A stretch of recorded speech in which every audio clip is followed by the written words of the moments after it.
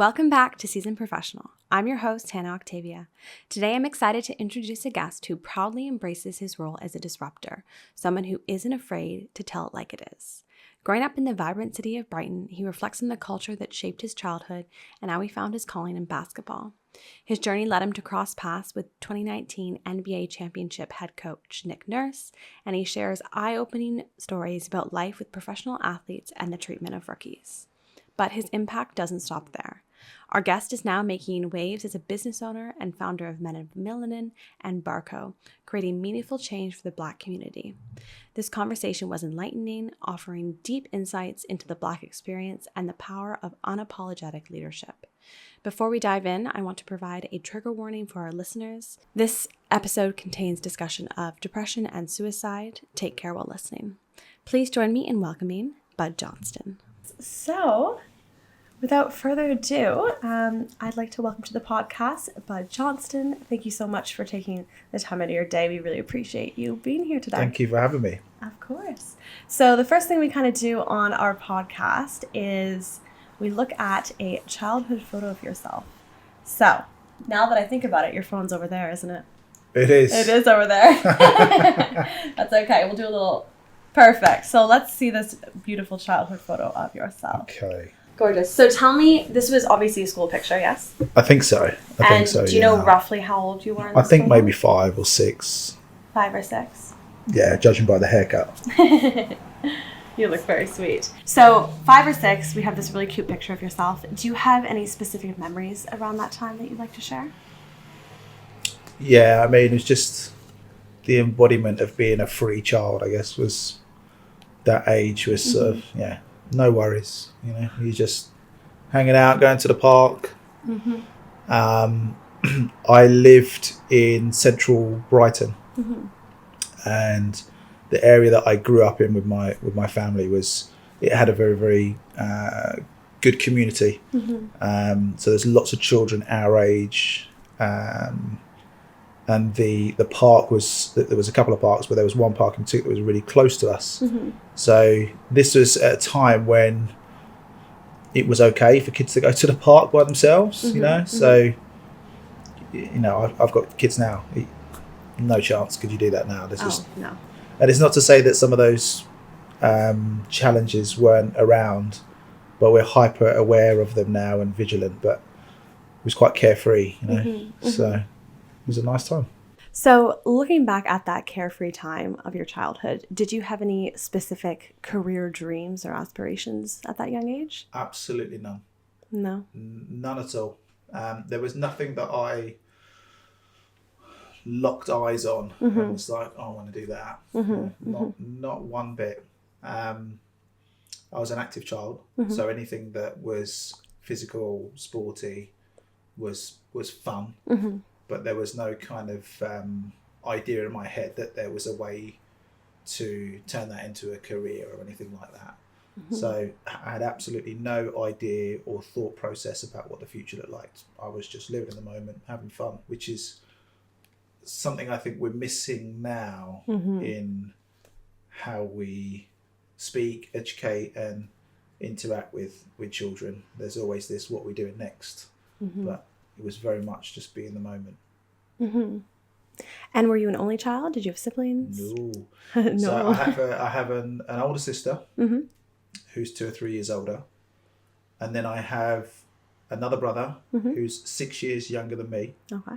And then I have another brother who's 12 years younger than me. Wow.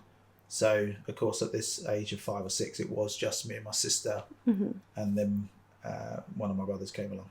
Yeah. And did you have a good relationship with your siblings? Yeah, we all get on great.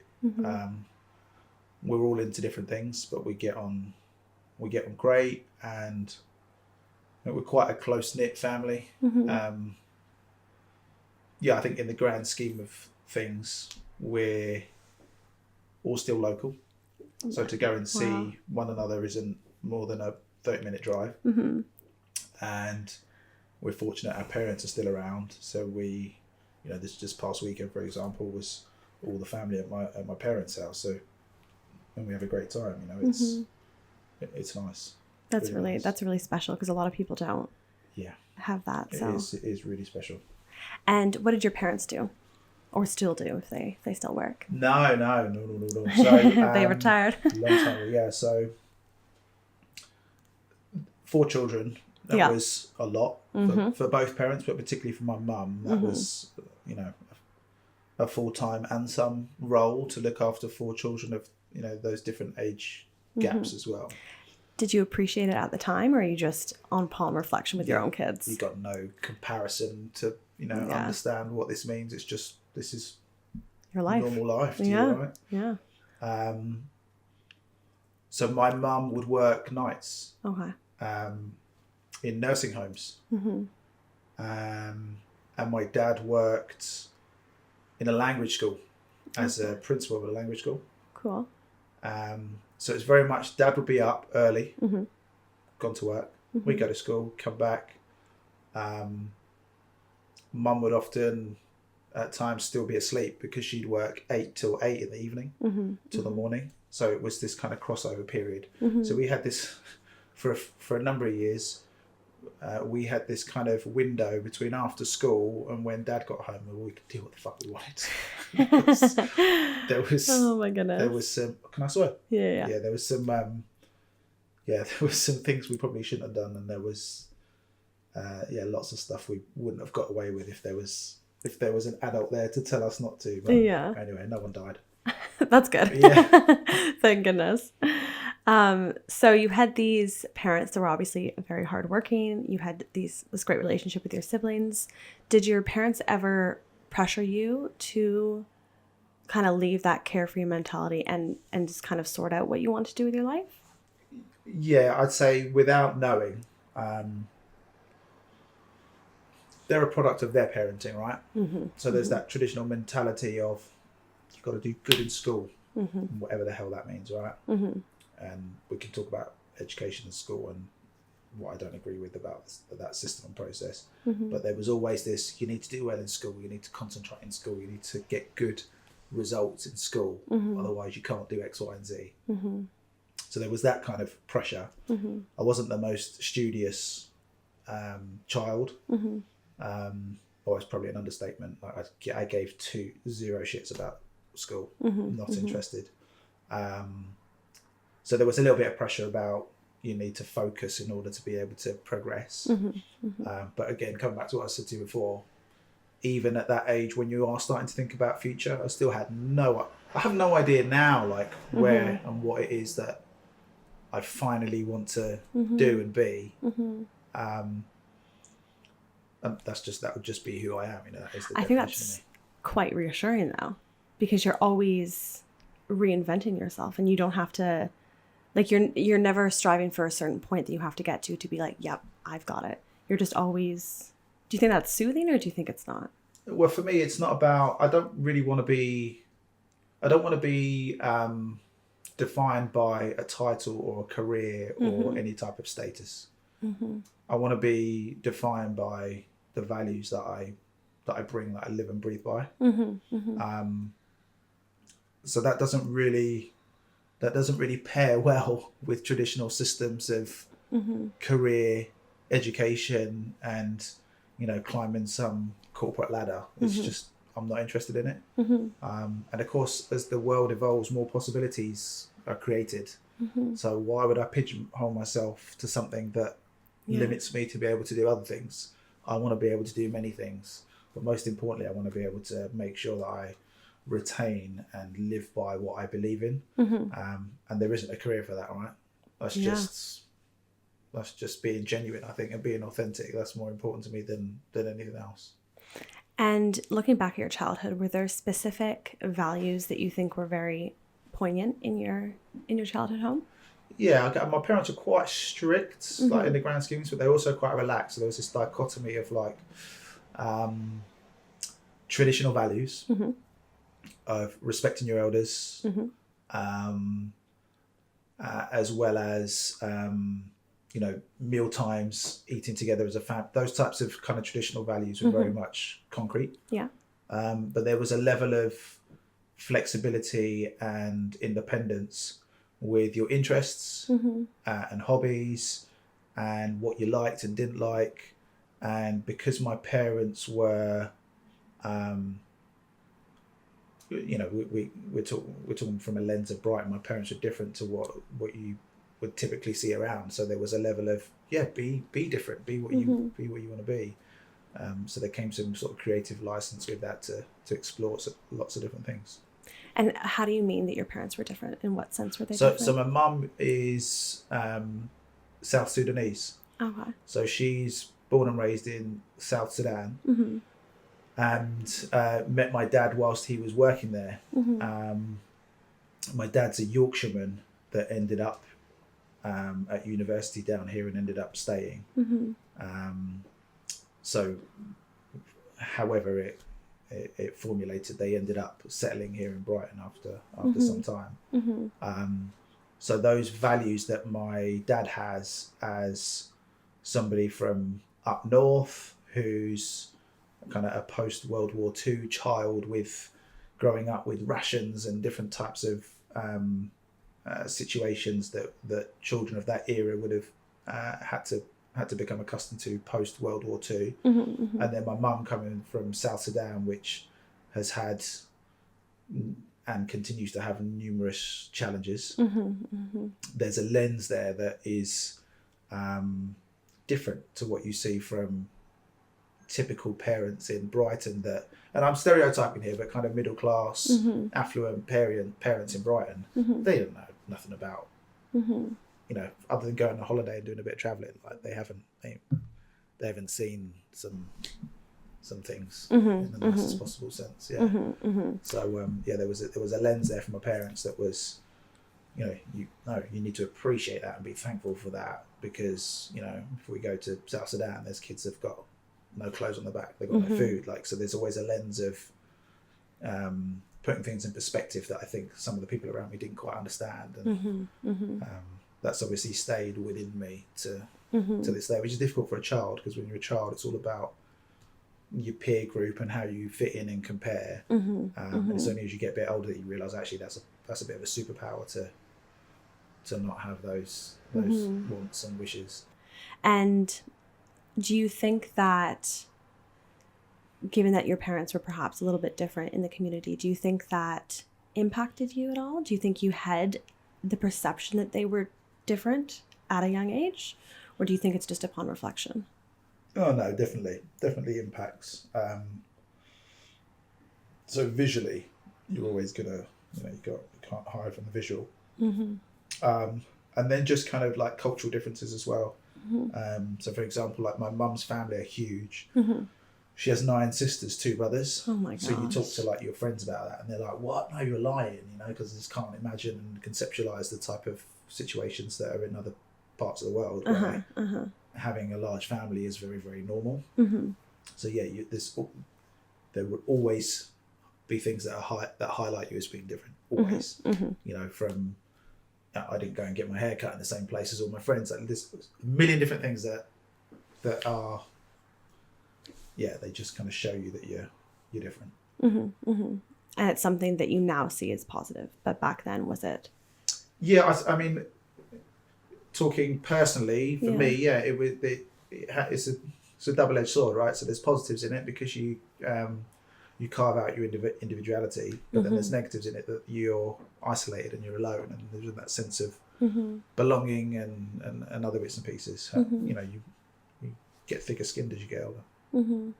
And was there a space when you were younger where you truly felt like you belonged, like through athletics or through different avenues? No. So I've always felt like I didn't belong, which is probably why I got into some of the things that I'm now going into. But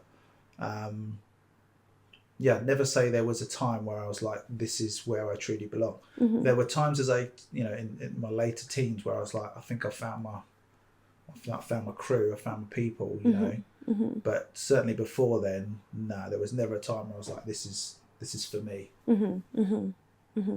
But it's nice to hear that it came perhaps later with friendships and that sort of thing as well. I think we actually moved when I was 11, I think. We moved to Hove, which this is before it was Brighton and Hove. It's sort of this separation. and that meant it coincided with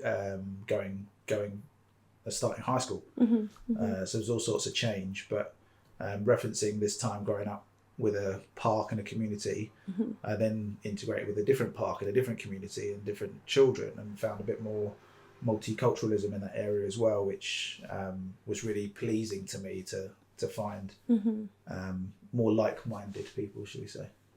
Yeah. Amazing. And bring me to the end of high school. So you're finishing up high school. What does the next kind of path look like for you? What was going through your mind during those years? You're testing me because it's 25 years ago, which is quite scary now. I mean, what I can tell you is I very disengaged in the last year of school. Very disengaged. I bunked off a lot. And I got away with it. I was quite shrewd, so I would like fake handwritten notes from my parents for absences and get away with it. And because I was a well-behaved student, they weren't really like, oh, he's bunking off. It was kind of believed. So I missed a lot of school, actually. I missed a lot of school and got away with it at that time because the processes in place were nowhere near as stringent as they are now. I get about 5 text messages from my kids' school now every day, and it's all rubbish. Someone's beaker's missing and someone's scooter's gone missing, but the communication's different. So I missed a lot of school in year 11. And what were you doing when you just didn't want to be there? Didn't want to be there. So I'd do anything from go hide somewhere in the school grounds, go home and get away with it because my mum would be either asleep or at work or whatever.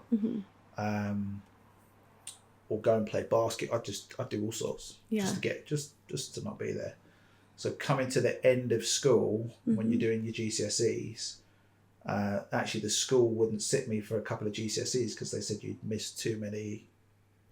Your absence was too much, so we're not sitting you for these exams because I think the school has to pay for your entry for each exam. So that was a little bit of a blow because you're like, oh shit, now mum and dad are going to know like what I've been doing. And what happened? What did you do? I sat the exams without doing any real sort of dedicated studies. I sort of coasted through what I needed to coast through. Got a few passes. I probably ended up with more E's than a drug dealer, but to be honest, I can't even remember what the results were. That's how insignificant the whole GCSE thing is to me. Like, it means nothing. It means absolutely nothing. And I'm probably like, my story is a bit of a testament to the fact that GCSEs mean absolutely fuck all as far as I'm concerned. Like, so I left school with no maths GCSE as an example, and a condition for me going to college was that I had to take a maths GCSE again whilst at college. I did exactly the same thing when I was at college. I never turned up for the maths lessons. Wow. So. And did you get your maths GCSE? Well, I never sat the exam, so I've never done it. Man. I've never done it. Yeah. So I managed to get through 2 or 3 years of college again without kind of falling under the radar about this condition that you must you must adhere to. And same thing with university. Got into university. Oh, you need to have a maths GCSE. I haven't got one. Still got in.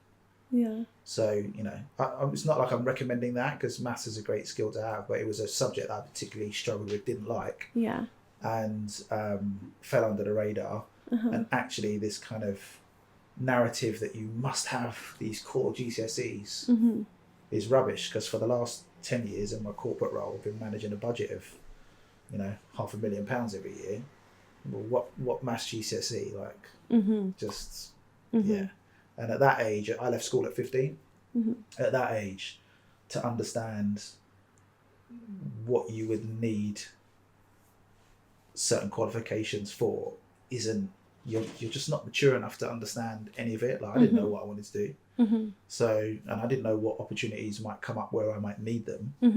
So it was a real kind of, let me just like bumble through it and go on to the next thing. And I think if I hadn't had the pressure from parents, or not just pressure, but guidance to go to college, I wouldn't have gone. I just didn't like education. So sort of half-heartedly agreed to go to college. And yeah, interestingly, I found a couple of subjects there that I was engaged with. So I did sociology and really enjoyed it. And I did communication studies and I really enjoyed it. And because they weren't available as GCSEs, I was actually starting to go, actually, there are some parts of education that I do like. Yeah. These are kind of, from looking now outside of those core subjects, there are things that I am good at and enjoy that I've come out with some good grades. So it sort of reignited a bit of confidence in me that, okay, you can do it. You can do education. And did that kind of spark in, oh, maybe I do like some of the courses? Is that what allowed you and kind of pushed you to go to university? No, so something happened when I moved from Brighton to Hove, and I referenced to integrating with a new community that was a bit more multicultural. I met a group that were basketball enthusiasts. So basketball as a sport to me before was non-existent. Didn't know anything about it.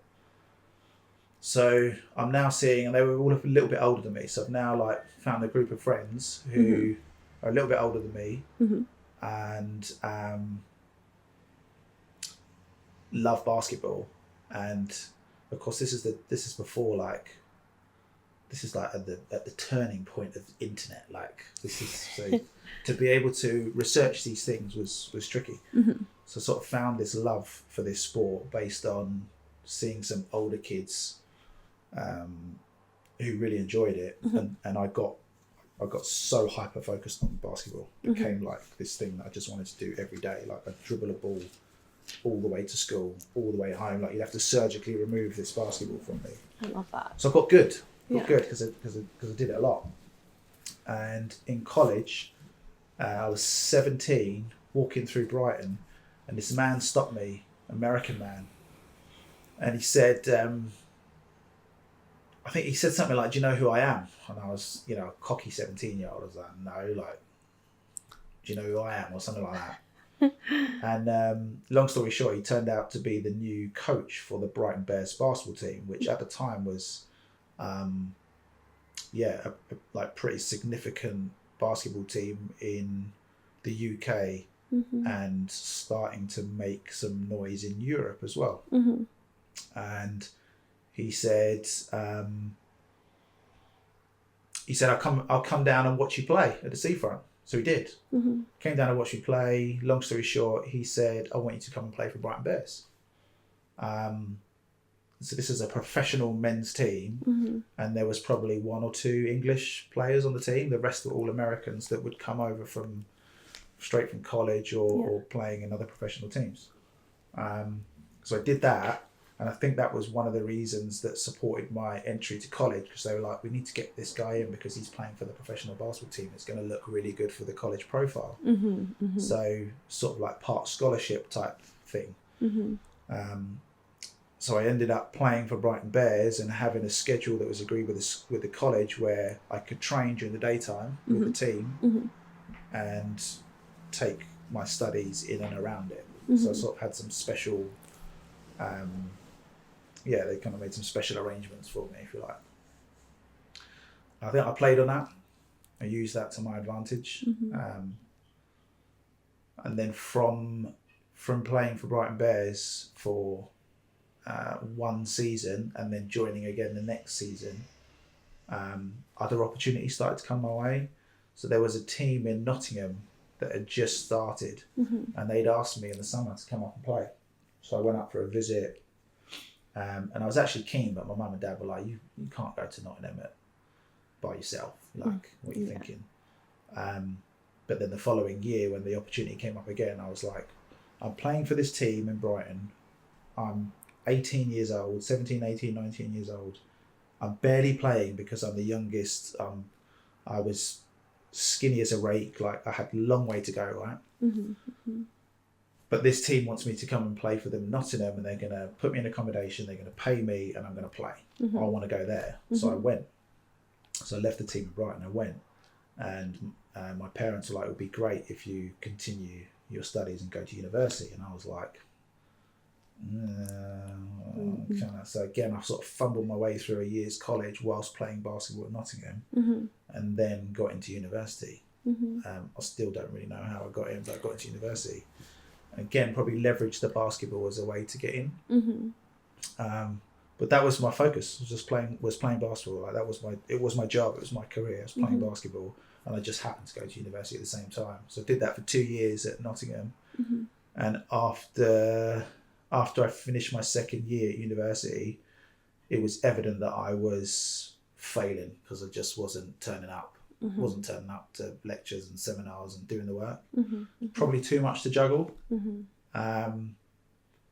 So yeah, getting into university was probably an achievement that I probably didn't deserve, and didn't really grab hold of in the first couple of years. That's for sure.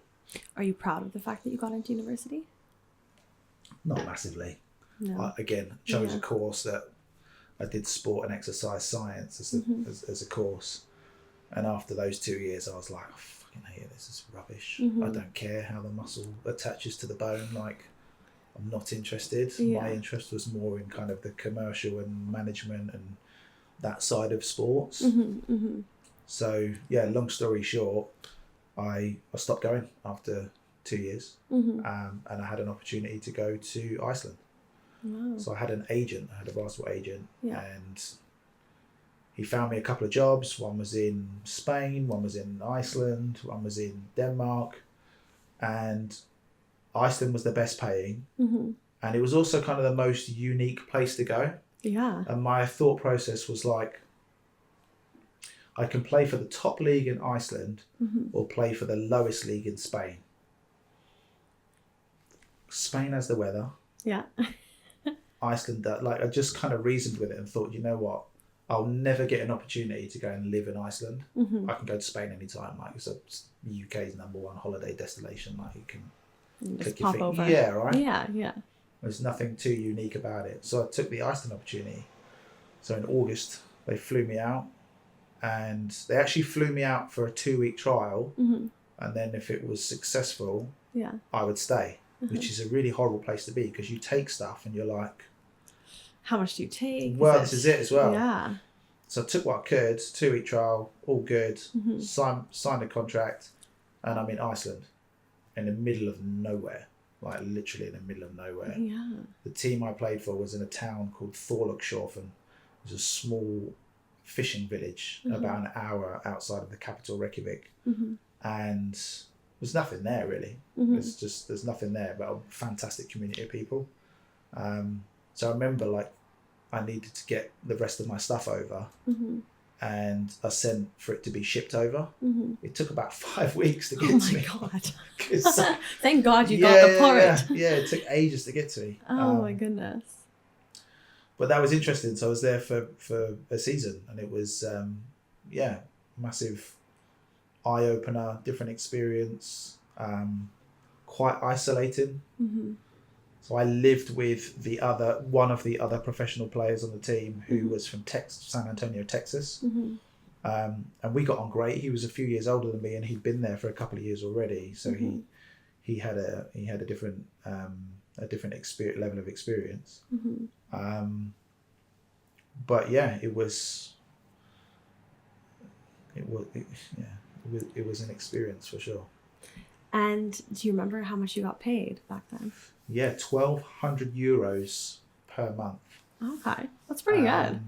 Which at the time was about 800 quid. Okay. But this was, But this was a few years ago. Yeah. Yeah, it was good. So, in basketball terms, that's not bad. Yeah. Unless you're in the NBA or in a top league in Europe, like, just getting paid to put a ball in the hoop is great. Especially in Iceland. Like, I would never have even imagined that would be a place where you could play professional ball. Yeah, I don't know if it's changed now, but the #1 sport was handball. All right. Closely followed by basketball. Interesting. And I mean, the reasons for that are fairly obvious. Yeah. Indoor sport, all right? Yeah. So they love football, but it's harder to to facilitate. Yeah. So basketball was really, really popular. So yeah, it was quite eye-opening because basketball here was not popular at all. Right? So weird. So then to go to Iceland and you're like, oh my God, there's loads of people coming to watch this game and they're really engaged and the facilities are amazing. It was like, what? This is insane. Like you're coming from England, that if it had those facilities, it would thrive, but just it didn't. So that was quite eye-opening. And at that time when you were playing professional ball, was part of you hoping that it would go further in terms of like a professional career? No, I think I had my head screwed on to the point where I knew like, right, if I can milk this for 4 or 5 years and get to travel a bit, I've done well. Like I knew I wasn't good enough to like break through. I'm not big enough. Like, I knew my place. So it's like, if I can just make the most out of this for a while, be good. Yeah. And it meant that I didn't have to study, and I didn't have to. I was like, yeah, why not? I can do this for a bit. So no thought in my mind about what the future looked like. I was like, let's just ride this wave for a bit. You know? I kind of towards the end of my time in Iceland, I was like, I think I was struggling a bit with the isolation, and they got a really high suicide and depression rate in Iceland. A lot of it is to do with the climate. So they have long periods of dark. Interesting, like complete dark. Yeah, so I mean, when I got there in August, it was just grey for like 20 hours a day. Oh gosh. So you never really knew, like you'd be like, oh, is it morning, is it evening?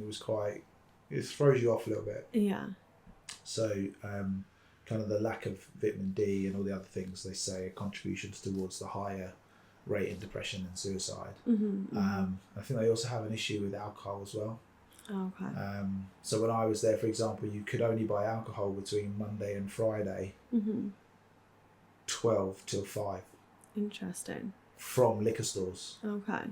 So you couldn't like pop into a supermarket and buy out. It just didn't work. You had to go to a liquor store between set hours. Huh. So I think I understand why that was in place, because it was to try and limit the access. But what it did is it created a load of binge drinkers. So I remember going into Reykjavik for a night out and just seeing loads of pissed people around. Like it was actually like quite alarming. Like how many, like you go out in somewhere like Brighton, London, Nottingham, wherever, and you'll see 1 or 2 pissed people, but most people are generally socialising, having a good time. But in Reykjavik, it was like everyone was shit-faced. Oh my God. And you're like, what is going on here? This is weird. It's a bit confronting. It was. Yeah. It was. And they make their home brews and all this other stuff, which they got me with one time and was the worst hangover of my life. But great community of people and very resourceful. So in that small town, that small village, was less than 1,000 people. Everything was resourced fantastically. So like the town hall was also the bank. It was also the library. Wow. It was also like a disco once a month. Like it was utilised really well. Yeah.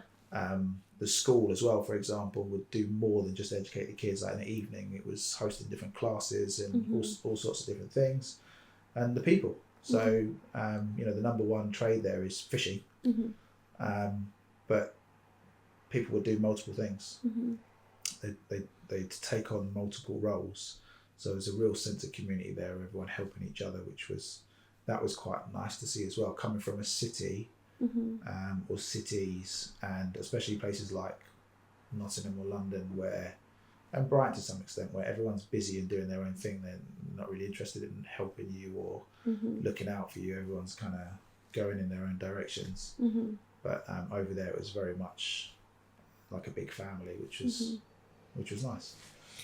But I left towards the end of the season, and my agent got me a job in Germany.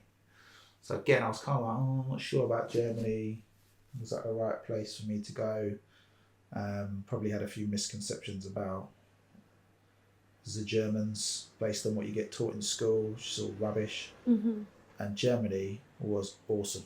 It's a great place, great place to be, great place to live. So I was in North Rhine-Westphalia region, which is close to the Dutch border, and it's like an urban conurbation of sort of bigger cities, 300,000, 500,000, 700,000 residents. So Dortmund, Düsseldorf, Cologne, Essen, Gelsenkirchen, like all these kind of cities right next to each other, a bit like the Midlands here. And it was a great place to be. Was the German team the last team that you played for professional? So I went and played for a team called Schalke 04, which is 04. It's actually a football team, FC Schalke, and they have a basketball. It's like a sporting club, so they also have a basketball team. So I played for them in the first season. And this was in Germany? It's in Germany. And then I went to a team called Hertha der Löwen, an hour away from there. I got cut after like 13 games. Just it wasn't the right space for me for many reasons. I then went to go and play for a team called BG Südpark. Again, not necessarily the right space for me. So that didn't really work out. Then I went back to FC Schalke, and then came back to the UK after that. Yeah. And was that the end of your basketball? Yeah, as in like it being like professional, the full-time sort of occupation. Yeah, when I came back here, the Brighton Bears had kind of fizzled out. Oh, okay. So that coach I told you about that stopped me in the street, his name's Nick Nurse, and he went on to coach in the NBA. Okay, I feel like I recognize that name. Right, and his first head coach gig was with the Toronto Raptors. Oh, that's so cool. And in his first year of coaching, won an NBA championship. This was recently? This was probably 2 or 3 years ago. And then they had the whole parade in Toronto? Right. Yeah, I was there. So Nick Nurse went from Brighton Centre, which is 15 minutes away from where we're speaking, to head coach for the Toronto Raptors winning an NBA championship.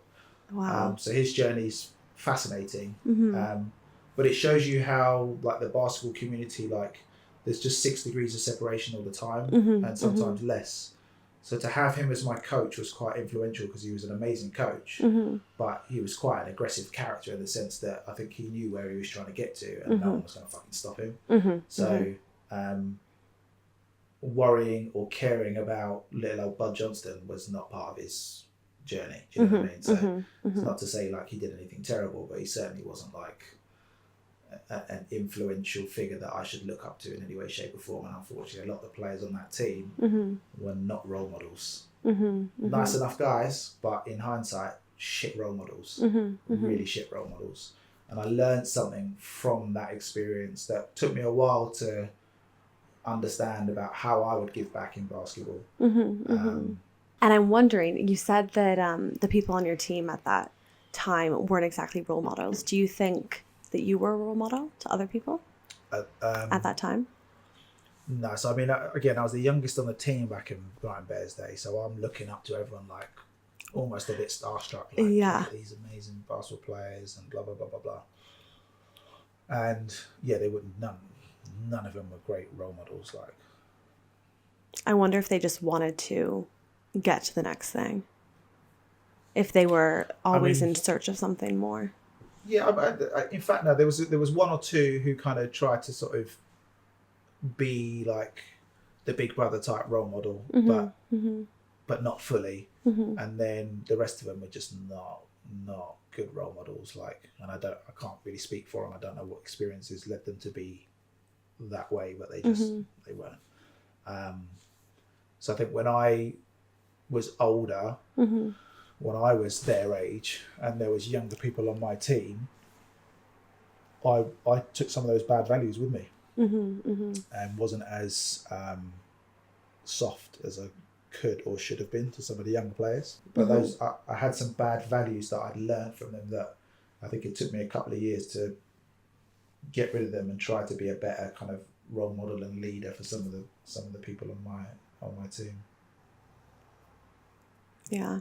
That would be I wonder if you like realize that in the moment, or if it's just upon reflection. Oh, definitely upon reflection. Yeah. Definitely in the moment you feel like there's a lot of ego in sport, right? And there's a lot of aggression and like masculine energy, and that masks a lot of shit, and it's only on reflection that you go, "Oh, it's horrible." Yeah, I could have done something that differently. Yeah, it's like, it makes me cringe a little bit. Well, I suppose it was back in those days that was the norm. Unfortunately, it was, and again, on reflection, it's like when you look at some of the values that they didn't have, like there wasn't much respect, if any respect, for women because of that like sort of masculine energy and culture within the sport. There was very little respect for education, because their goal and their journey was just to be professional sports people. They just a whole bunch of things, like, without sort of slagging them all off, like just not good, not cool, like not. I wouldn't want my son to be in that space, and put it like that. Like, I wouldn't have that. And I would hope that space is less common nowadays. Yeah, I mean, just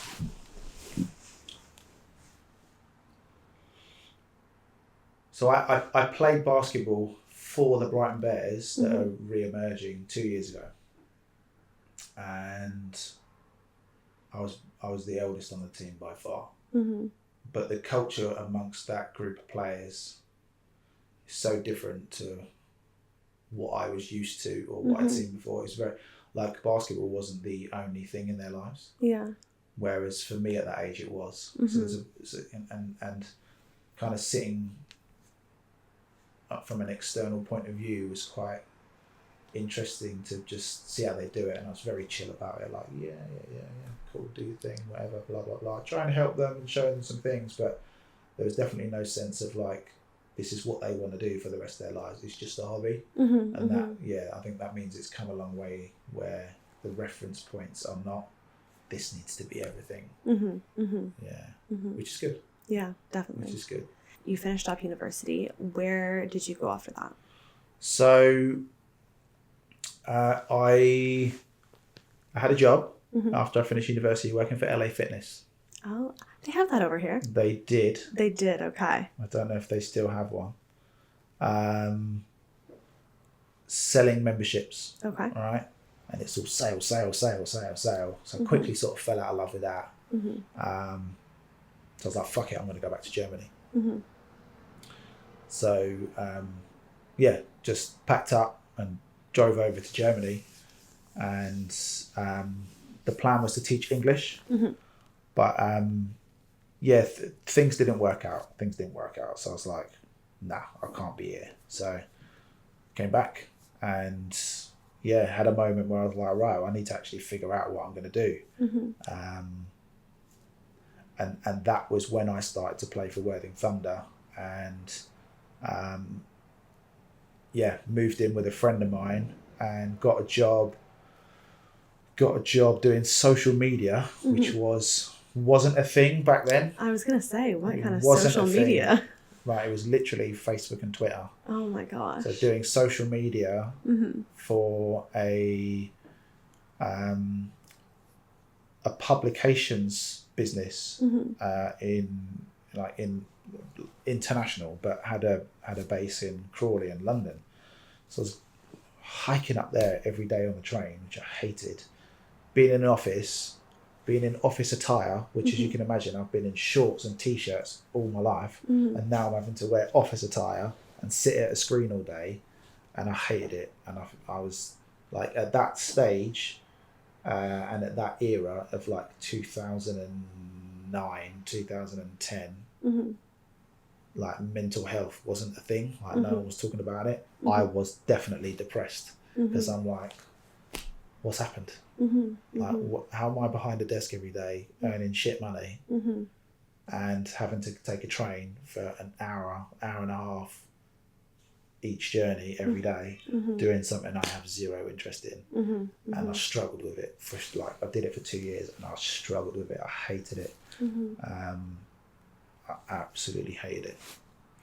And in those times when you were struggling so much, what was there anything that got you through? Like how did you stay for 2 years and not give up earlier?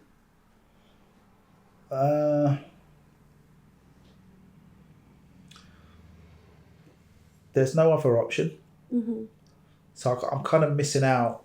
I don't know how much to go into this because it's like we could be here all day. So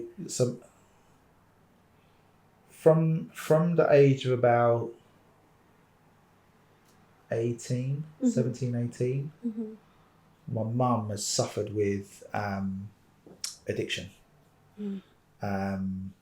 So her vice was gambling. And that then became alcohol and gambling. And just kind of the disruption of that to the family and how I was able to be supported by the family was, it meant there was, it wasn't an option to go and live at home, let's put it like that. So you're okay, I have to do this. I've got no choice. Which contributed probably to me being depressed as well, because you're like, okay, I've got shit going on at home, I've got a shit job, and I've got no other option. So, that was a difficult time. Is that still something she deals with? No, so she's good now. She's good now. Like those demons never go, but it's nothing like it was.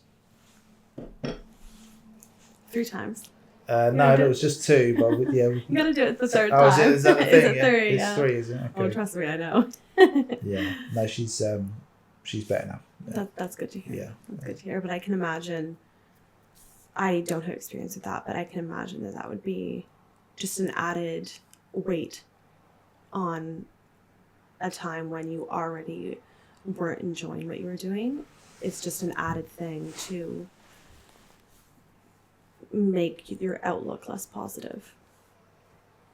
Yeah, it's fucked up. In short, it wasn't good. It was a massive ripping the family apart type situation. But to frame it like someone's ill, you got to remind yourself of the reference. It's not choice; it's someone's not well. Yeah. And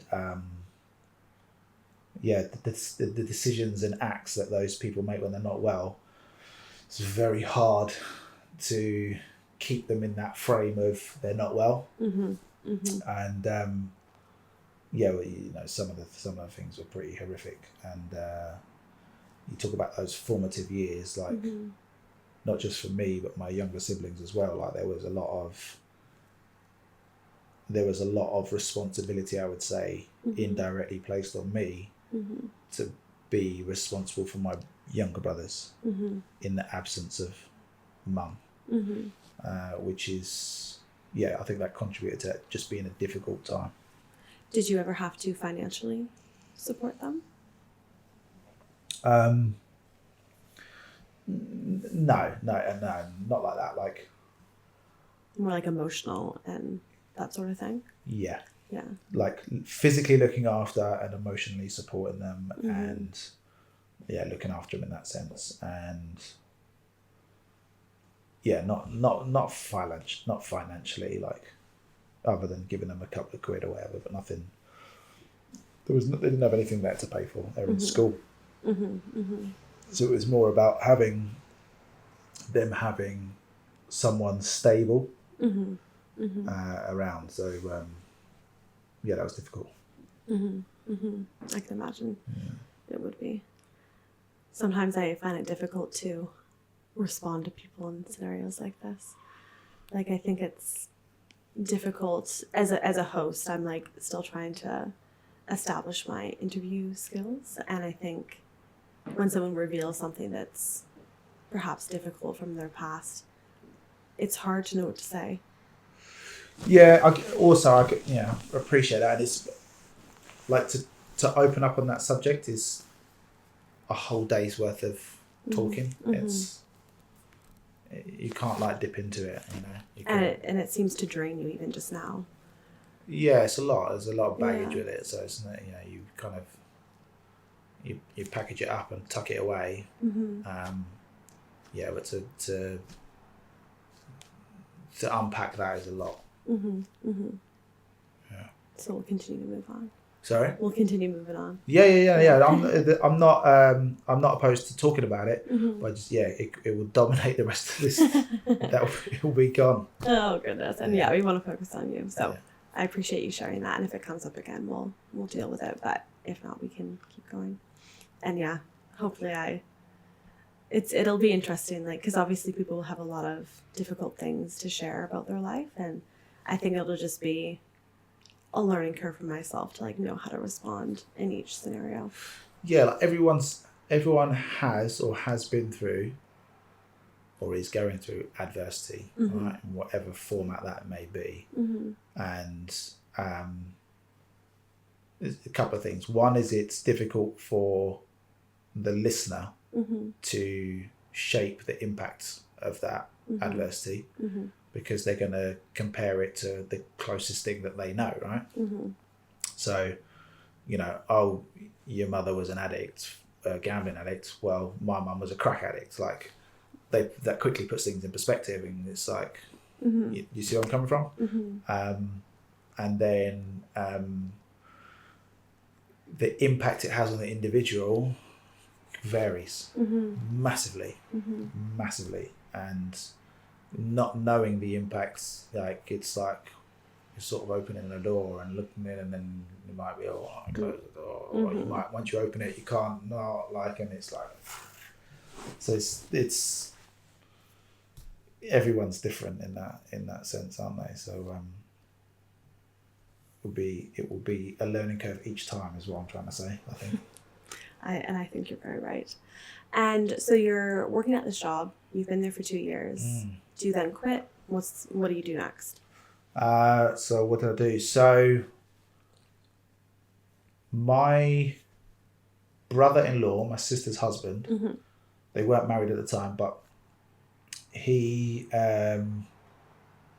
found a job somehow, because part of what this business that I worked for did was recruitment, hospitality, media publications, events, all sorts of stuff, right? Massive company.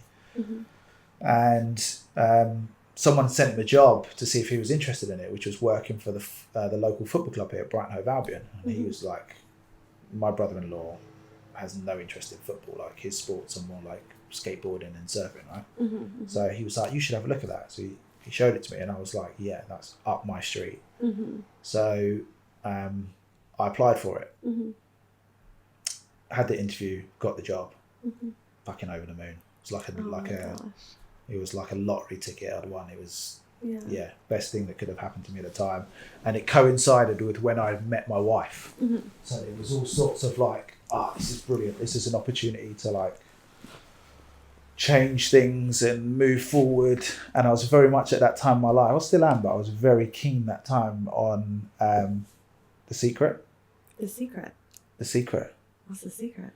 It's The Secret. Oh gosh. No, The Secret. It's a book. Okay. And it's a film. Yeah. It's not really a film. It's more like just people being interviewed. But The Secret, which talks about this this way of thinking, which is called the law of attraction. You don't know about this? I do know the law of attraction. The law I of don't attraction. know The Secret though. Right, so I mean, it's like The Secret's just a book that references and frames a mindset that's been around forever, right? And the mindset, I mean, Buddhism does it very well, right? You think what you become is the Buddhist mentality, right? That's the law of attraction. So if you want something, think you already have it, believe you already have it, and then you will receive it. Okay. So the law of attraction is putting that belief out there into the universe, speaking it into existence. So I started to really practice this. Because I was depressed, and I was like, let me just, probably a bit of desperation, but my wife at the time was like, check out The Secret. So I did it, and I got into it. So I started trying to practice this like mindset of speaking about things that I wanted as if that I already had them. And what were the things you wanted? oh, the long list. So like I had everything from like my mum getting healthy to like buying a house, getting married, having kids, a dream car I wanted, learning to play the guitar, like all these different things, like a massive list, right?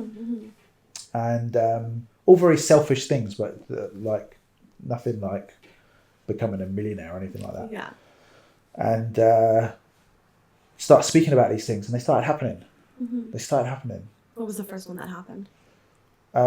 Getting the job. Getting the job. Yeah. So I just think really I was cool. more positive then. Like I was just like living and breathing a positive like energy, and I think it helped at interview stage and in just how I was communicating that, you know, I was the more positive person. I definitely was depressed before. It was complete switch. So getting that job was like, oh, amazing, like going to work in professional sport. So yeah, quit and started that job. So then now working in the commercial team for Brighton Hove Albion Football Club. So our sort of responsibility was sponsorship and partnerships and sort of working with and supporting local businesses that were corporate clients of the football club that would have hospitality and come to games and entertain guests and all those kind of things. So there's a nice variety, but supported my skill sets as well. Like coming back to what I said earlier, is like I couldn't give a shit about the sports science bit. Like to a degree, like we all need to know how your body works. But the deepness, the granular stuff was just not for the science. It just didn't interest me that much. So this married like what I'd got my degree in, and was just was brilliant. And the team that I worked with were just good people. So it was it was like a trajectory for me of like, okay, you can find something that you can get paid for and enjoy. And coming back to what I said earlier about I hated wearing office attire. One of the first things they did at the football club when I arrived was like, we're going to measure you up for your club suit. Oh, that's so fun. I'm like, what? I'm going to get measured, like tailored suit. And like, so the clothes actually fit you and you feel good in it. It was just an eye-opener for so many different reasons. And although a lot of the team were younger than me, they'd started their work careers a lot younger. I was off playing basketball. So coming into it, I was like, this is amazing. Loved it. Absolutely loved it. And how old were you at the time? My memory with these things, these ages, is terrible. So that must have been 2011 or 2012 when I started. Okay. Yeah. That's it's nice to hear that, like, even though you didn't have this concrete dream, you found something that you were like passionate about. In this career. Opportunity came. Like I wasn't looking like. I hadn't even considered that place as a job or anything like that. And what's funny, right, is for a short period of time when I'd come back from Germany and I was not at university, I was on the dole. I was on job seekers allowance, whatever they call it now, universal credit or whatever. And they made me go and do this course, a level 1 in physical exercise. And I'm like, I've got a degree in sport management. And it was like, no, you have to do it to get your 84 quid a week. Oh, 84 quid. That's right. horrible. So where did they send me to do the course? Brighton Hove Albion Football Club. Oh, so I get there and the course facilitator's like, you've got a degree in sport management. And you've got a foundation degree in sport and exercise science. I'm like, yeah. And she's like, you can teach the class. Oh my so God. She was cool people. And she was like, just like, help me answer questions. Because this is super basic. This is like, why does your heart rate increase when you're doing exercise? That type of shit. Okay. So she was cool people. And I wonder if that interaction helped like a couple of years later. If they like I mean I think the departments are quite separate in that sense, but I actually went up to her after I rejoined the club and joined and said, do you remember this? And she was like, yeah, I do. Look at you. Like it was good. That's amazing. Yeah, that's a cool story. So you were working at the football club. How long were you there for? 2 years. Okay. And where did you leave? Did you move on? So what kind of was the next step after that? Because we dealt with a lot of pretty much all sort of SMEs in this space that want to. And for those who don't know, SME. Like small to medium businesses, small to medium enterprises. So, which is basically all Brighton businesses outside of like Amex, the football club, and EDF. We took ownership for like chunks of clients. So I'd have like 600 different businesses, right, that would all have corporate tickets at the football. Okay. That was your like list that you'd work through and be like, do you want to entertain more guests? Do you want to buy hospitality? Do you want to sponsor? Do you like? Can you make introductions to other bits? Like that would be your list that you'd work through. And within that list, one of my clients was a local automotive business. And they would invite a couple of us to play football with them on Monday evenings after work. And I'm not a footballer, but I'm a basketball player. But I was like, yeah, cool. Let's go and play football. I really enjoyed it. And he was, I think he was managing director at the time. He poached me basically. Said, I think you'd be great to come and start our marketing department. We're on a journey of growth, and we're currently working through planning permission to build a purpose-built dealership, and we think you'd be great to come and work in the business. And I was kind of like, nah, don't give a shit about cars, not interested. And he actually came. I was looking after my parents' house because they'd gone traveling in Africa, and he came to my parents' house and he sat down and had a coffee, and he sort of showed me some of the plans. And I was like, it's going to take a lot for me to leave the football club because I like it. Yeah. But at that stage, like me and my wife were we wanted to progress towards having a family and buying a house and all these types of things. So you're picking your career choices quite shrewdly and strategically. So I said, look, if you get planning permission, I'll take the job. So he rang me whenever it was, a couple of weeks later, said he's got the planning permission. I accepted the job. So I went to join this business, and there was like 12 people in the business. Pretty small. Yeah. I'm turning up on the first day, and like the office ain't much bigger than this room. Like two rooms like this. Yeah. And I'm used to like the showbiz of the football club. Yeah. And I'm thinking, fuck, what am I doing here? Oh, gosh. And there wasn't even really like a desk or a space for me to work. And I was kind of like, I had a moment like, fuck, what have I done? And financially, was it? I mean, it was a step up, but not massively. Yeah. But it was a step up with the promise of it being more, right? Gotcha. And he was a smooth talker.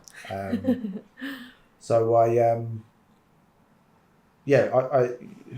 we navigated through sort of whatever it was, 6 to 9 months whilst this building was being made. And I had flexibility to like, at that time was quite rare because they want you in offices, right? But it was like, no, you go and come as you please, do what you need to do. And when this purpose-built building arrived, moved in, there's your office, and I was there for almost 10 years. And in terms of your own growth in the company, did you see a lot of growth for yourself? So I started as marketing manager, and I left as marketing director. But they, fuck it, I'll tell it how it is. So they did a management buyout a couple of years ago, which effectively means some people in the business now own it. I see. So I got made director, and I think at the time there were 6 directors in the business. And then a few months later, I walk into a board meeting or a manager's meeting or whatever they call it, and 4 of them announced that they've bought the company. They've done a management buyout. And you had no idea? Not a fucking Scooby-Doo. So you talk about like the message that sends is like, that's your place. So I think from that moment I was like, you kind of checked out. Definitely like That's a huge just kick. Yeah, I'm still sour about it, if I'm honest. Like, and I feel like Yeah. there's some. Because you would have bought in. Had you been given the I opportunity, would have you? I would have. Well, I don't know what the terms are, right? So it's difficult to answer the question. But what I think I deserved was The opportunity. Mm-hmm. Considering how much time you'd given to the company. Correct. Yeah, and loyalty, and there'd been other opportunities along the way that I'd turned down to stay there. What really annoyed me is that my eyes to diversity and inclusivity were opening up massively around that time, because this is post 2020, and the fact that 4 middle-aged white men bought the business was another signal that, like, we're so far away from inclusivity in businesses. Like, we don't need another 4 middle-aged white men to buy a business. Like, so I just like, well, I don't think it's that. It's not people. It's not a business now I would want to be associated with. But what was more painful is, like, they're not people I want to be associated with anymore. So like, people that I had relationships with, how can you trust someone who's not going to be honest and give you the opportunity? Yeah. Especially when they've said there'll be opportunities. Yeah. So yeah, I think it was a lesson. But it's also probably a blessing, because why would you want to go into something with someone that you can't trust, right? So, but yeah, definitely disappointing that was a decision they decided to make. Were you given any reason as to why you weren't approached? I wasn't even asked what my like feelings or emotions or response were to it. It was like delivered so nonchalant, like, and it was also like delivered in a way that you should be happy about it, and that there's now more stability because without getting into too much detail, like, it's wrong, and it was in my eyes it was wrong, it was done wrong, and what people say is, oh, it's business. But it's not. It's just business. But when you bring people in on the basis of relationships, and throughout the working life together, you use that relationship as currency. You can't then say it's just business. No. So we're still cool. Yeah. But internally, I'm like, fuck them. Yeah. Like, if I see them, like, never burn a bridge, we're cool. Like, how you doing? Blah blah blah. Like, you know, at their core, they're not like terrible people. They're not like terrorists. No. But fuck them. In the nicest possible sense. Fuck them. Yeah, because you were just completely cut out from that opportunity. Yeah. Which is, well, as were others. Yeah. I mean, there was someone that's been in the business for 30 years. Jeez. And he didn't get the opportunity. That's ridiculous. It is. And was he a middle-aged white man? No, well, they're all white men. I mean, we were in Brighton, so I'm the only person of colour in the business.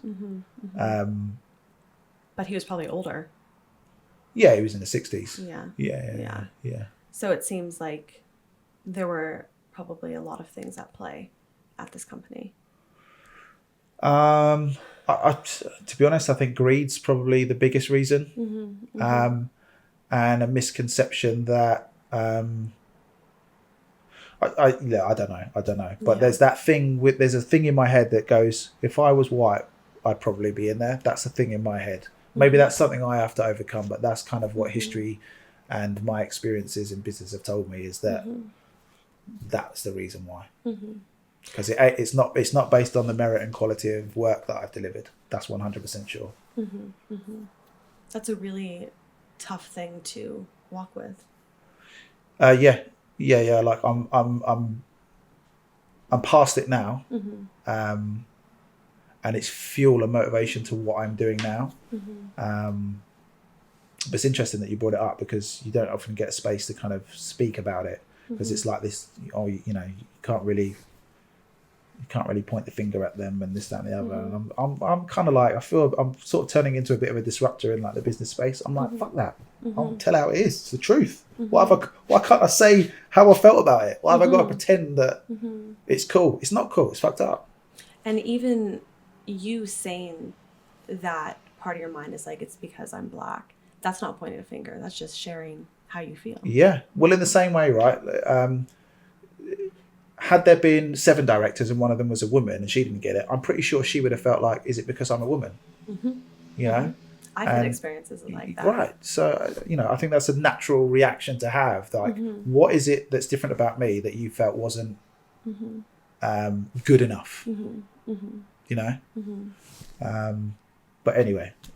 Well, speaking of good enough, I would love to speak some more about what you're doing now, because that's a really exciting thing that was fueled by this, is what I'm kind of hearing. Yeah, so to bring me to today. What are we doing today? 2020 was quite a year for everyone. So global pandemic and all the uncertainty around work, the future of work.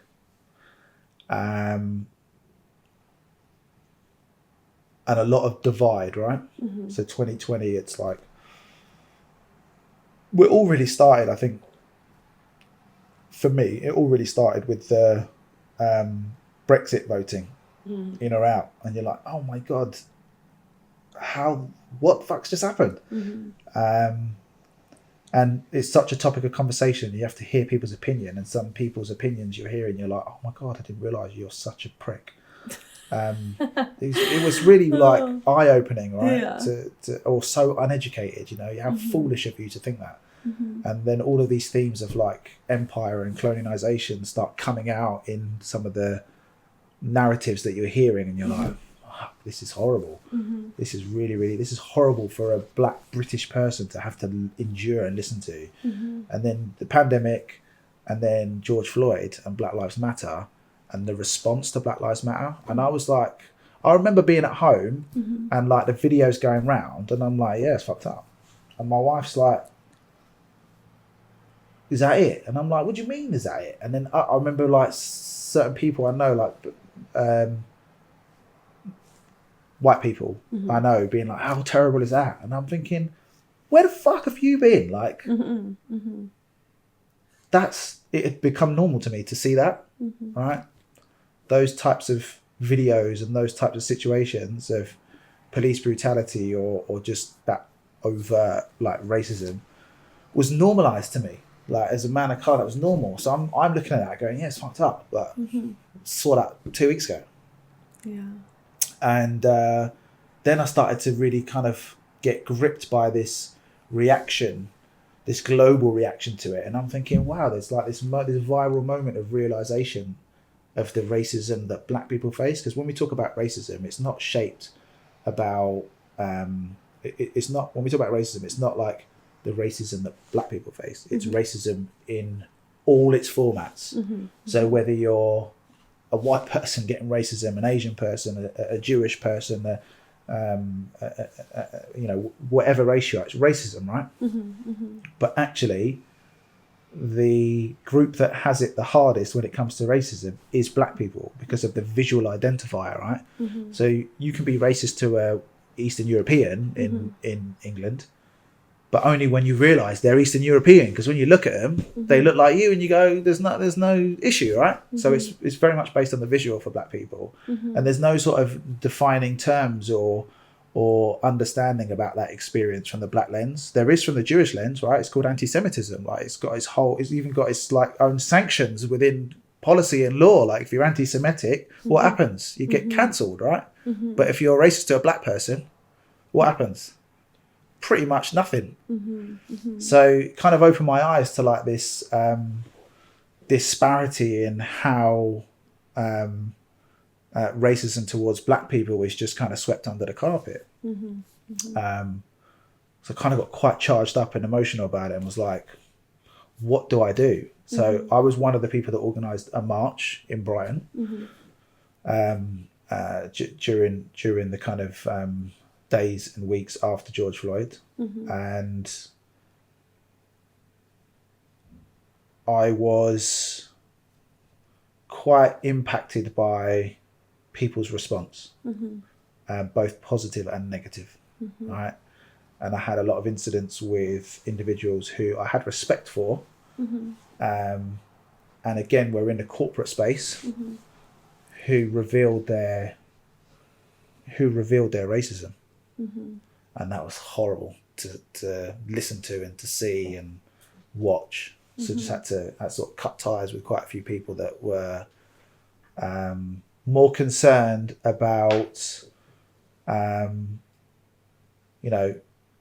pulling down the statue in Bristol than they were with why it was being pulled down. Like, it was a real moment of like, I need to cut some people out, and I need to change direction.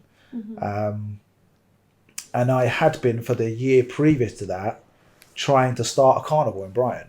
And everywhere I turned to, it was like, yeah, no, I can't help you there. There's already Pride. Not interested. No, not answering calls, not responding to emails. And specifically, what was the carnival? So do you know Notting Hill Carnival? No. Where we'll go this year. Should I know this? You should. We'll go this year. So Notting Hill Carnival is a long-established carnival in Notting Hill in London that, again, is a similar concept to Pride in the sense that it's born out of activism, right?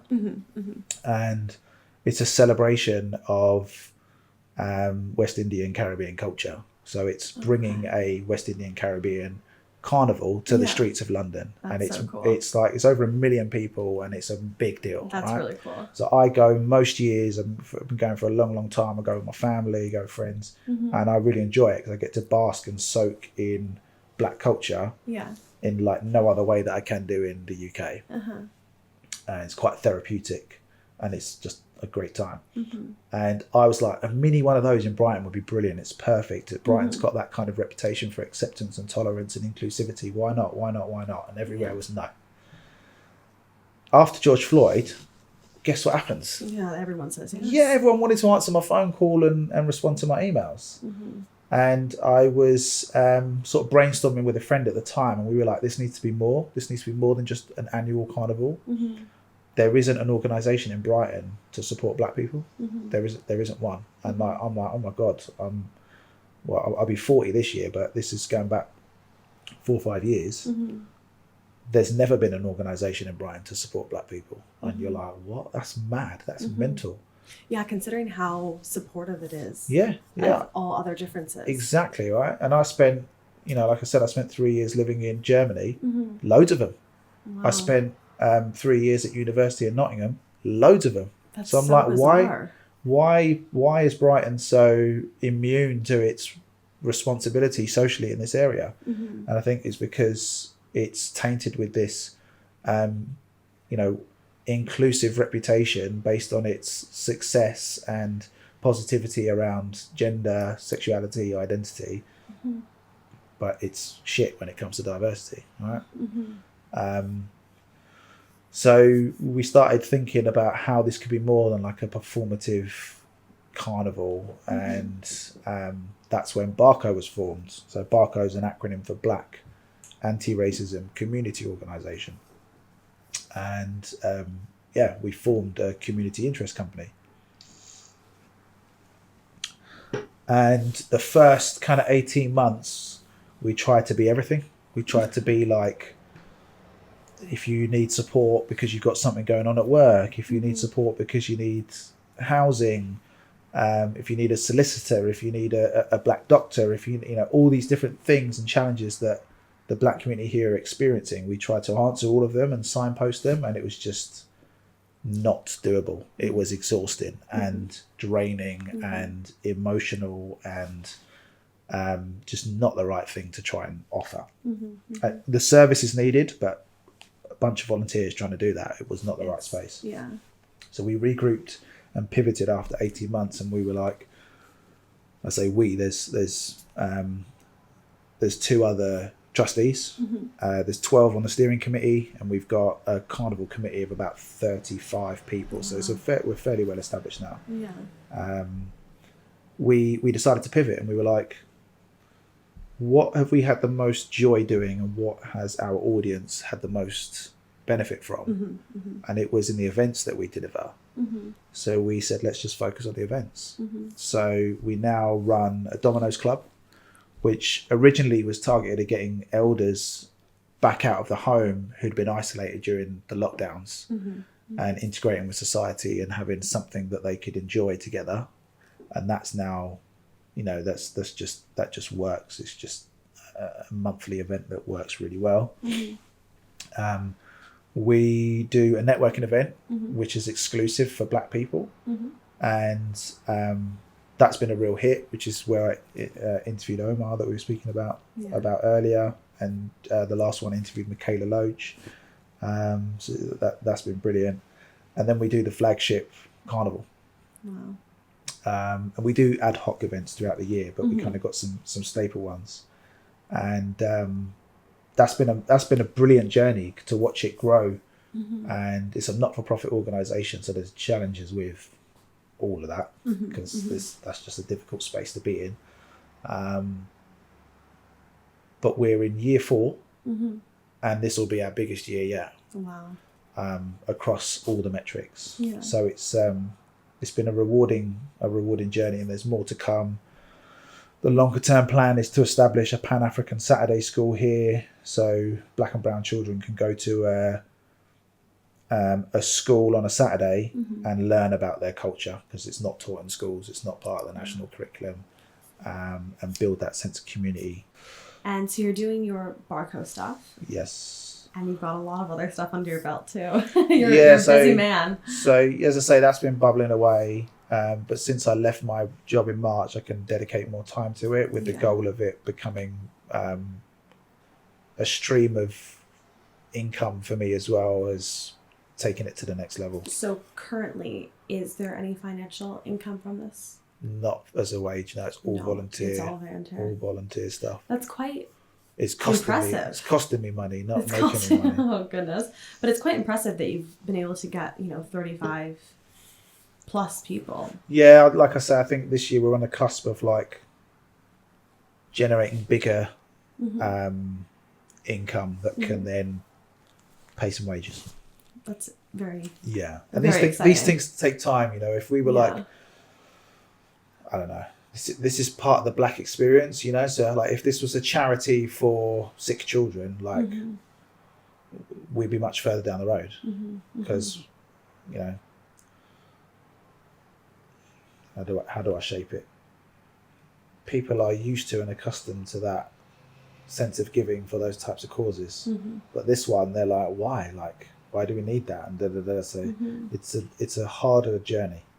It's a harder journey for sure, but it's a worthwhile one, definitely. And yes, it's exciting. It's exciting and painful. It's like a very equal split. And then Men of Melanin. So that started a year ago. We're celebrating our 1 year anniversary next week. Congratulations. Yeah, it's a milestone, but it feels like that 1 year has gone so quick. So how did that start? So I had a mentor for a year called Carolyn Bain, who's the founder of the Afori Bookshop, which is it's one of only 5 or 6 bookshops in the UK that stocks books solely from Black and brown authors. Oh wow. There used to be quite a few, but they've all struggled.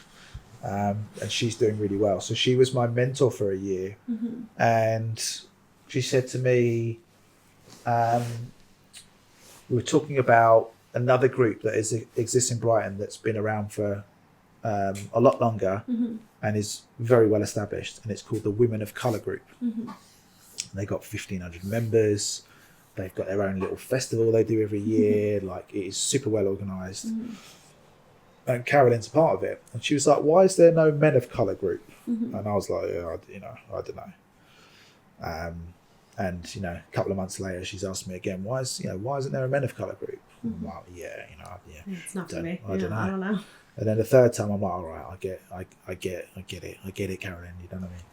So there was another chap called Cameron who was interested in creating a really light-hearted space for men of colour to get together. So we teamed up and said, well, let's just put it out there and see what happens. So the first session we had, I think 6 people turn up, and we were in the corner of a pub, and it was just some chit chat, and we did nothing. We didn't do any there was no social media account or website or anything like that. We literally just said to the 4 or 5 people that were there, tell someone else, and we'll see you next week. We'll see you next month. Yeah. And then next month you got like 15 people show up, and then I think then we started a WhatsApp group and said, oh, you add people and then we can share the details. And the next month there was 25 people, and you're like, oh right, this is growing. And then we were looking for a venue, because pub doesn't work, 25 men of colour taking over a pub, they all get scared. So we were fortunate enough to get offered a residency at Soho House in Brighton. So we now meet there monthly, and we've got over 150 in the group now. And very early on, the group organically steered towards being about mental health and support, and that was never the intention. The intention was just, like the women of colour, just create an opportunity, a networking and friend making opportunity for men of colour to get together. But the topics of conversation were always around kind of mental health challenges, which is a testament to, I think, what men of colour and men in general are experiencing at the moment. And we talk about the biggest killer for men under 45 being suicide. Well, when you overlay that with the intersections of race and identity, those statistics get even scarier. So I understand why it's become a support group when we talk about mental health. So last year I did a course in mindfulness, and I did it with the Urban Mindfulness Foundation, which is delivered by Dean and Aisha, who specialise in delivering courses by and for people of colour. And it was eye-opening. It was unbelievable. And I've taken some of those practices and established them with the men of Melanin. So we do like a circle of trust. We do like temperature check-ins to see where people are at. We do some breath work and some really kind of simple exercises to give people a space when they're in our sessions to relax. And as I say, it's going really well. So we're looking forward to celebrating that milestone next week. Amazing. And at the moment we're an unregistered, unconstituted organisation, but the plan over the next 12 months is to perhaps turn that into a CIC or a charity, some sort of social enterprise, and just get more established. And make it, because it does sound like something that was desperately needed. If the organic response of the conversations became so directed around mental health. And do you think, being a Black man yourself, do you think being in a space with like-minded people is important for you to feel 100% comfortable? Massively. So we spoke about it earlier, like me being depressed and not knowing what depression was, and suffering from anxiety, and in a time when no one was talking about mental health. If I had the Men of Melanin group, it would have been completely different. Like the group has people that are 18, 17, 18, all the way up to like late 60s. That's so cool. So the wisdom is being like, it's the right environment for somebody that's not ready to engage with maybe a clinician or a traditional kind of intervention, but wants to just share or be in space and listen to other people and share with other people and just talk. So it's so needed.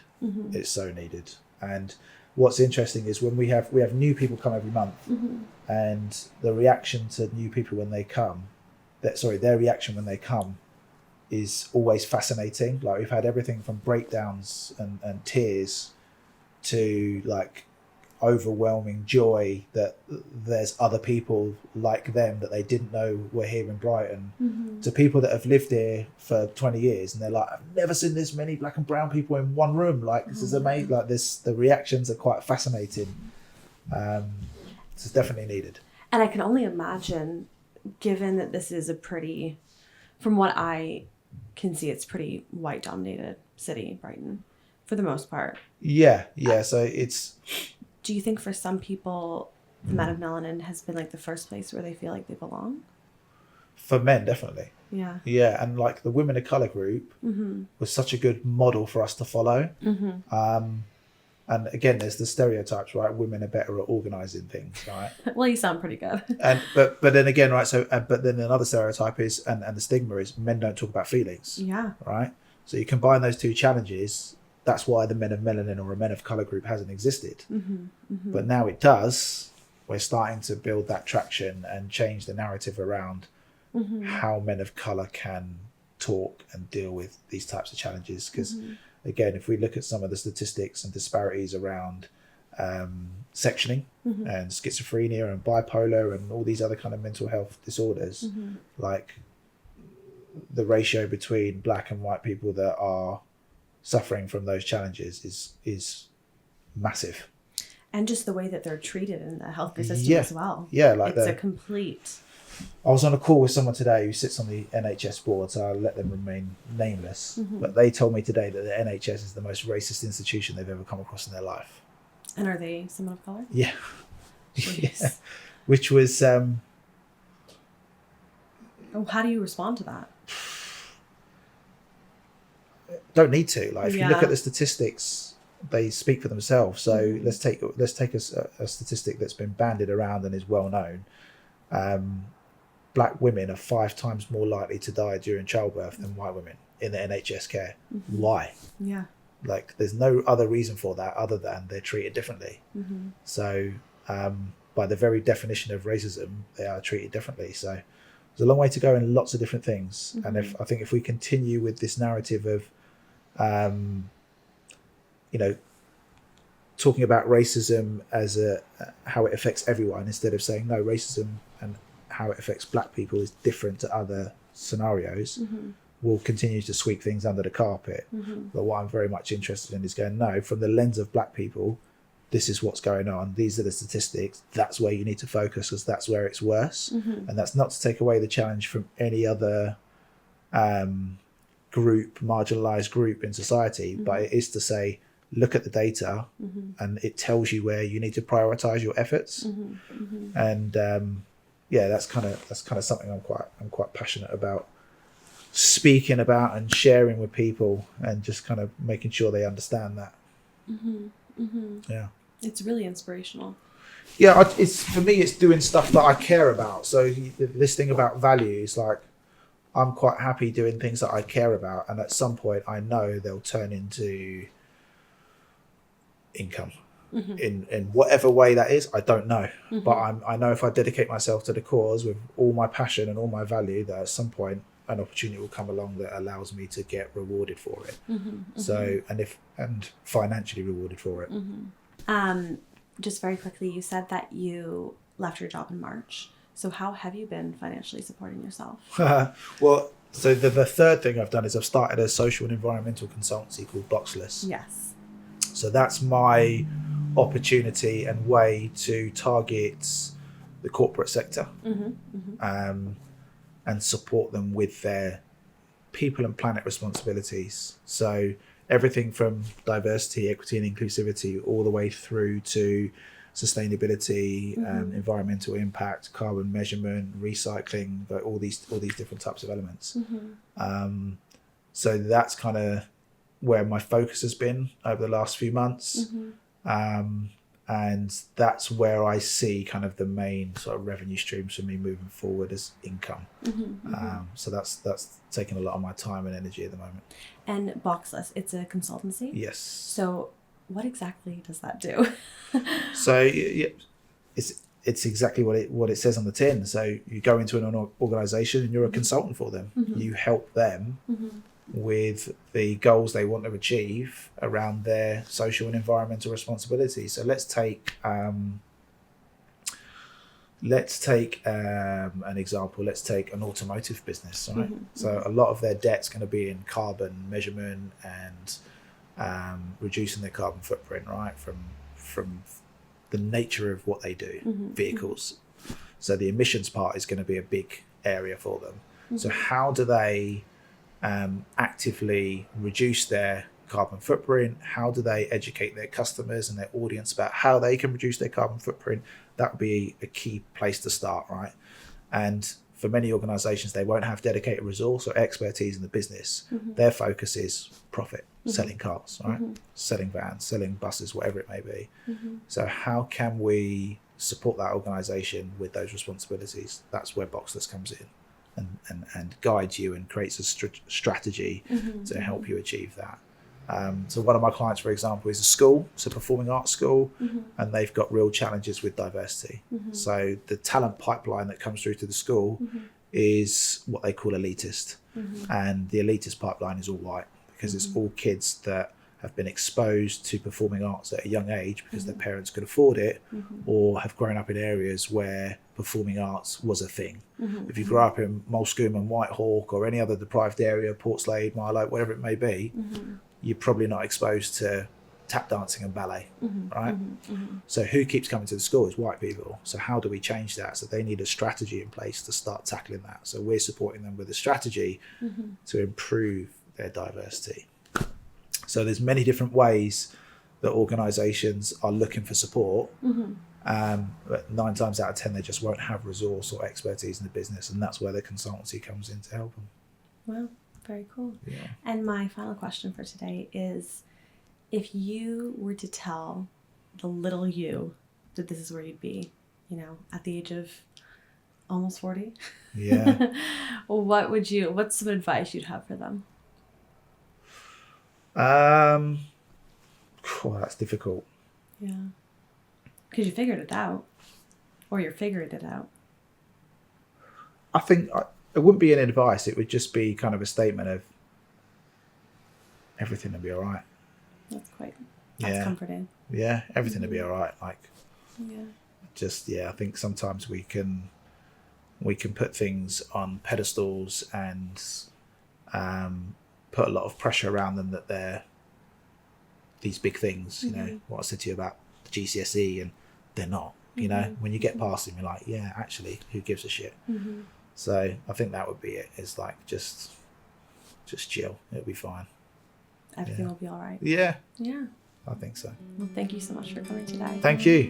It's been a pleasure. Thank you so much for being here. If you enjoyed today's episode, don't forget to like, subscribe, follow, and leave a comment or a rating, as it really helps us grow.